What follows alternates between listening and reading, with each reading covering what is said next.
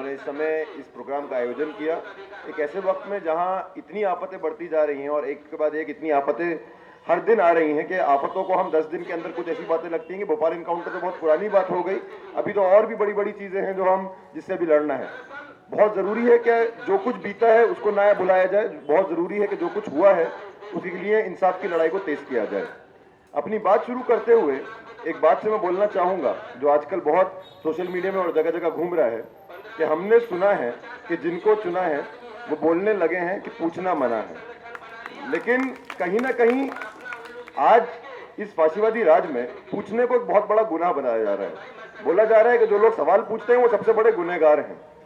हम लोग जिस राजनीति से आते हैं, हम लोग जिस संघर्ष के इतिहास से आते हैं, हम पुराने गुनहगार हैं और हम अपने हुक्मरानों को पुराना आश्वासन देना चाहते हैं कि आप अपने जितने गुंडों को भेज दें, आप जितना अपनी पुलिस को भेज दें, आप जितना हर किसी को भेज दें।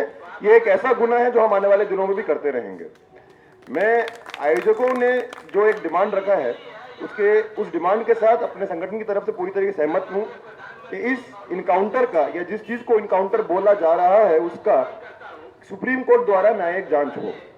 लेकिन आज हम ऐसे समय में रह रहे हैं जहां सुप्रीम कोर्ट न्यायिक जांच तो दूर की बात, बहुत जल्दी इस देश से कोर्ट्स को खत्म कर दिया जाएगा, बहुत जल्दी इस देश से न्याय प्रणाली को खत्म कर दिया जाएगा।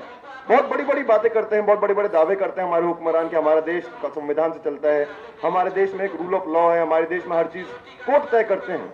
लेकिन अगर आप इस केस को उठा के देखें और इस केस की जितने वीडियो और ऑडियो निकल कर आए उनको उठा के देखें, खासतौर से एक ऑडियो टेप जो पुलिस कंट्रोल रूम से कैच न्यूज बोल के एक वेबसाइट है उसने दिखाया किस किस्म की बातें पुलिस कंट्रोल रूम से करी जा रही हैं उन लोगों के साथ, उन पुलिस वालों के साथ जो वहां एनकाउंटर कर रहे हैं।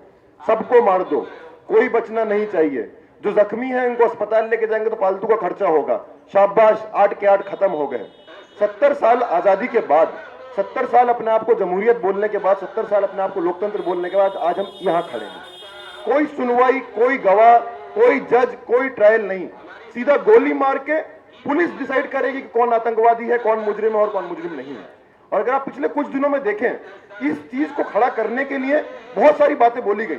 अभी कुछ दिनों पहले हमारे नेशनल सिक्योरिटी एडवाइजर हैं अजीत डोभाल, जाके सुप्रीम कोर्ट के जजेस से मिलते हैं। उनका रिट्रीट था पिछले अभी मई के महीने में, उस रिट्रीट में जाकर उनसे भोपाल में ही मिलते हैं और बोलते हैं कि आज के समय सिक्योरिटी एजेंसीज और जुडिशरी को बहुत एक कोऑपरेशन की जरूरत है, बहुत जरूरत है कि जुडिशरी सिक्योरिटी एजेंसी के काम में बाधा ना डालें। अरुण जेटली खुलेआम इस बात को बोलते हैं कि जुडिशरी इन चीजों में बाधा ना डालें। तो एक ऐसे समय में हम बढ़ रहे हैं। अभी कुछ दिनों पहले समझात पठान साहब हैं, इन्होंने देखा गुजरात में किस किस्म से हत्याएं की गई, किस किस्म से फर्जी मुठभेड़ों में हत्याएं की गई। अभी कुछ सालों से एक बार फिर से इशरत जहां के केस के बारे में पूरी बात करी जा रही है। ये बात करी जा रही है कि इशरत जहां एक्चुअली में वो लश्कर तोयबा की ऑपरेटिव थी। ये बात जिन लोगों ने सवाल उठाया कि वो लश्कर तोयबा से नहीं थी, वो एक्चुअली में लश्कर तोयबा से ही थी। सवाल ये नहीं है और सवाल ये नहीं होना चाहिए कि इशरत जहां लश्कर तोयबा से थी या लश्कर तोयबा से नहीं थी। ये बात तो जब साबित हो पाती है अगर इशरत जहां जिंदा होती, ये बात तो जब साबित हो पाती है अगर इशरत जहां अपने आप को डिपेंड करने के लिए जिंदा होती। हमने इस देश के अंदर देखा है, किसी को उठाया जाता है ये बोल के कि आप लश्कर तोयबा से हैं, किसी को बोल के उठाया जाता है कि आप हिजबुल मुजाहिदीन से हैं, किसी को बोल के उठाया जाता है कि आप जैसे मोहम्मद से हैं।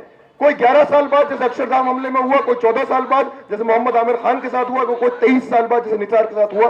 वो लोग छूट कर आते हैं, सारे के सारे केस फर्जी साबित होते हैं। आज सवाल ये पूछने का सवाल है कि कौन लश्कर तोयबा से था या नहीं था। ये बात तो कोर्ट जांच करती, ये बात तो कोर्ट जांच करती अगर इस बात का जांच होने देते। लेकिन अगर कोई लश्कर तोयबा से है भी और ये आपका आरोप है भी तो आप पकड़ के फर्जी मुठभेड़ में नहीं मार सकते। ये कहीं से भी सरकार इस बात का उसको इजाजत नहीं है, कहीं से भी यहाँ के पुलिस को इस बात का इजाजत नहीं है। लेकिन आज के समय में कानून, न्याय प्रणाली सबकी कोई जरूरत नहीं रह गई। गुंडों का राज है, छोटे छोटे गुंडे बहुत बड़ा समझ गए तो ये लोग तो बहुत बड़े गुंडे हैं। एक बात और जो वक्ता ने भी बोल, जो शेयर कर रहे हैं उन्होंने भी बोली, उत्तर प्रदेश का चुनाव आने वाला है। उत्तर प्रदेश को चुनाव से पहले ये सरकार नहीं चाहती कि ऐसी कोई भी स्टोरी सामने आए कि आपने मुसलमानों को फर्जी केस में फंसाया था। इस केस के अंदर भी जो वहां के लॉयर का बयान आया, उस लॉयर ने बात बोला क्या सारी आर्गुमेंट्स हो चुके थे, बहुत जल्दी जजमेंट आने वाला था, बहुत उम्मीद थी कि एक फेवरेबल जजमेंट आएगा। ये सरकार नहीं चाहती थी कि इस चुनाव से पहले ऐसा कोई भी न्यूज निकल कर आए कि इस सरकार ने और भाजपा की सरकारों ने मुसलमानों को गलत फंसाया। वो चाहते थे एक ऐसी स्टोरी निकल कर आए, इस्लामिक आतंकवाद की स्टोरी, और हमने इस्लामिक आतंकवाद से किस बहादुराना तरीके से लड़ा उसकी स्टोरी निकल कर आए, इसीलिए अंजाम दिया गया। वो नहीं चाहते थे कि अदालत इस मुकदमे के फैसले तक पहुंचे।